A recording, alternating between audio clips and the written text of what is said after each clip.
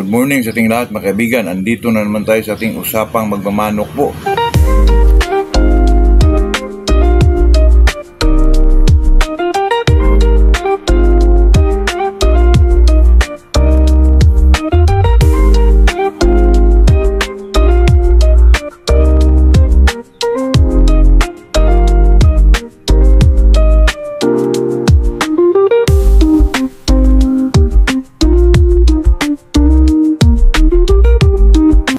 Bago tayo mag-umpisa mga kaibigan ay shout out muna tayo kay Leopoldo, Philip Gabisay, Arvin Lumayog, Marikina, at saka itong si Anthony Espinilla, at saka itong kaibigan natin na si Mark Lister Hura. Magandang umaga sa ating lahat po. Isagutin ko lang muna itong si Anthony Espinilla. Sabi niya, paano malaman kung may sapulang isang manok? Naku, napakasimpleng ano lang yun mga kaibigan. Sa hipo lang yun kaibigan. Hipuin mo yung sapuitan niya, medyo may mga namamaga mga kaibigan sa puwitan niya na medyo parang matitigas, yun ang sapula po. Yun lang naman mga kaibigan, kasi pag hinipo mo isang manok na walang sapula ay talagang lean lang, maano mo yung mahawakan mo yung parang buto niya doon ng dalawa po. Pag may sapula mga kaibigan, talagang ano po, parang siyang may butod mga kaibigan, totoo yan. At saka ano lang ito sa atin kaibigan, napakasimple lang yun, pero kasi itong manok na may sapula po ay nahirapan po silang kung ano man yung kilos na gawin nila po. Yun lang talaga mga kaibigan, lalo na pag ito ay panglaban mga kaibigan. Kahit sa mga inahin po, nahirapan po silang mangingitlog, nahirapan silang ayusin yung mga itlog nila, nasa ayos sila mangingitlog. Ang daming faktor mga kaibigan na makabidyo hadlang yung yung may sapulang isang manok mga kaibigan. Yun lang po. Yung araw na ito mga kaibigan, pag-usapan natin tong ano po kaibahan sa quality at alas na manok. Napakasimple lang po, pero kasi mga kaibigan, kayo ng umaga medyo nag-usap-usap kami dito mga kapitbahay. Nag-irgo sila mga kaibigan tungkol sa ano daw alas at sa quality. Pareho lang daw. Sa side ko naman dyan mga kaibigan, pag sinasabi mong quality ang isang manok, quality, siyempre involved na yung 45 ang buntot, medyo luwa yung mata, medyo mahaba yung tahi kaysa siyang, yung ganong klase ba mga kaibigan, na medyo maninipis yung mga daliri nila, at saka pencil fit talaga, at saka medyo maliit yung mukha, luwang-luwa yung mata, at saka football shape mga kaibigan, o puso ng saging po. Yun talaga, kasi doon mo maihambing yung isang manok na may lakas talaga pag medyo malalaki yung mga balikat mga kaibigan. Yun po ang pinaka dyan. At saka pag ang isang manok balansi po ay talagang nandun na talaga yung palo. Hindi naman lahat, pero karamihan mga kaibigan. Kasi pag balansi ang isang manok mga kaibigan, talagang madiin pumalo yan. Kasi pag sinasabing quality mga kaibigan, nandun na yung given na yung away mga kaibigan, na magaling talaga siya. Kasi sinasabi quality nandun na yung given na yung magaling. At saka may mga palo talaga, kasi pag ikaw naman bumibili sa isang manukan, sinasabing quality, maganda ang pormahan nila, tapos wala palang mga palo, hindi matawag na quality yun. Kasi pag sinasabing quality mga kaibigan, may presyo yun. Pag sinasabi namang alas mga kaibigan, iba din yun. Kasi pag tayo naman, pag sinasabing alas, walang kinakatakutan yun mga kaibigan. Walang kinakatakutan. At saka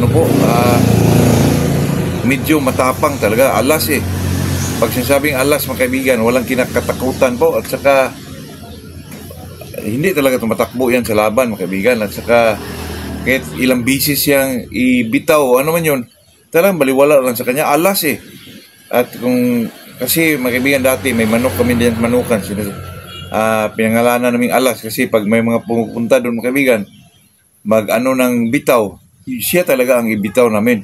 Kaya pinangalanan naming alas mga kaibigan. Kasi hindi pa namin na anuhan yung mga kaibigan na tumatakbo o ano man yun. Kasi alas siya sa lahat ng manok ko doon, siya ang pinakaalas. Kasi sa lahat ng mga pumupunta doon mga kaibigan, siya po ang ibitaw. Napakabugbog na po yung manok na yun. Pero alas hindi matakbo sa laban, hindi maayaw sa laban, masyadong matatapang, kaya tinatawag na alas po. Kaya itong quality na manok mga kaibigan, hindi mo maihambing sa alas po. Kasi ang alas mga kaibigan, hindi baliwala na yung confirmation o o mga katangian niya na maganda, pagka pangalan na medyo siya ay matatapang, magaling, o ano man yun, siya ay matatawag na alas po. Walang kinakatakutan, mga kaibigan. Pero pag sinasabi mong quality, mga kaibigan, nandun na yung pormahan ng isang manok, lean siya, maganda yung porma ng balikat niya, 45 ang buntot, at saka nandun na yung galing po, given na yun.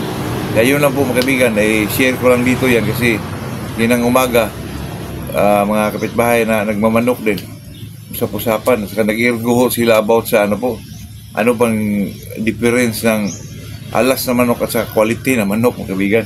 Kaya medyo natatawa lang ako, mga kaibigan, kasi alam mo na pag mga ganun kasing bagay kasi, mga kaibigan, pag mga dito lang kapitbahay po, tawanan yan, mga kaibigan, lalo na sa pagsandi na.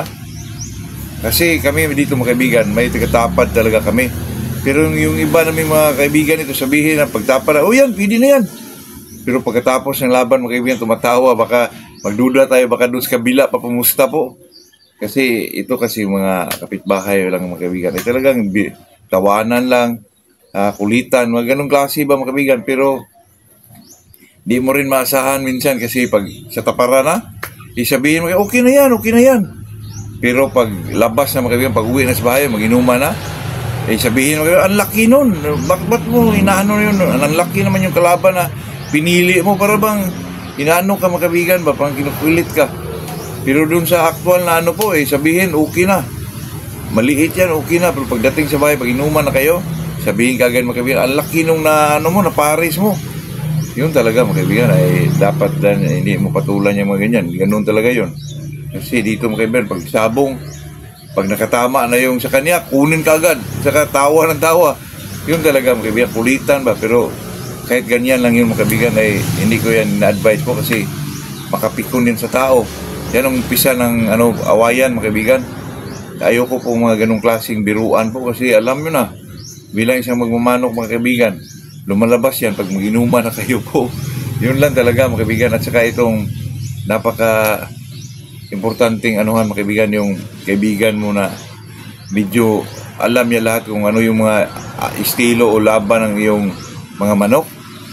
Tapos, mga kaibigan, pagdating yung sabungan, pag makasana yung manok mo na medyo hindi masyadong magaling, magtaka ka na lang, biglang mawala po.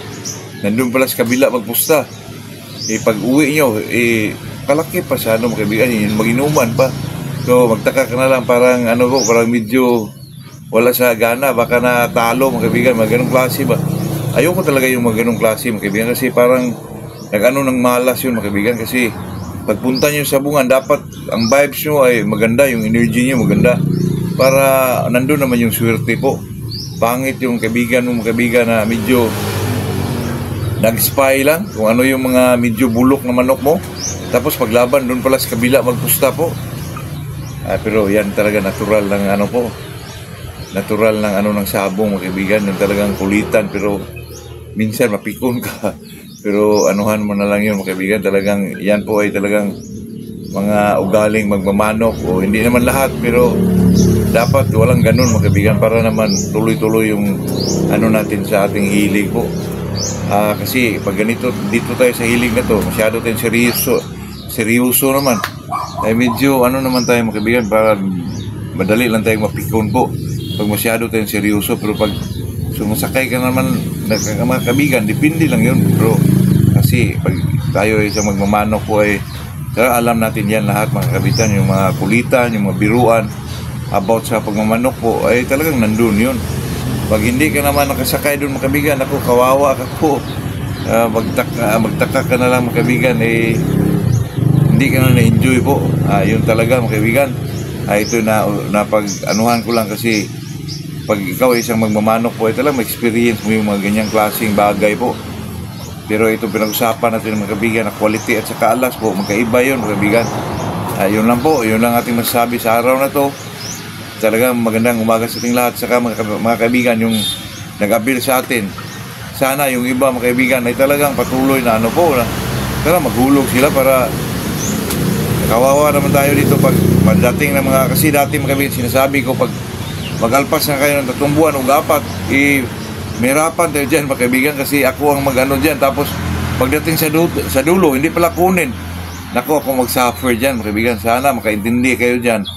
Kasi ako naman sa part ko, mga kaibigan, ginagawa ko naman yung ano ko, part ko. Kaya sana sa part nyo, gawin nyo rin yung ano yung mga obligasyon nyo po. Yun lang, mga kaibigan. Magandang umaga sa ating lahat po.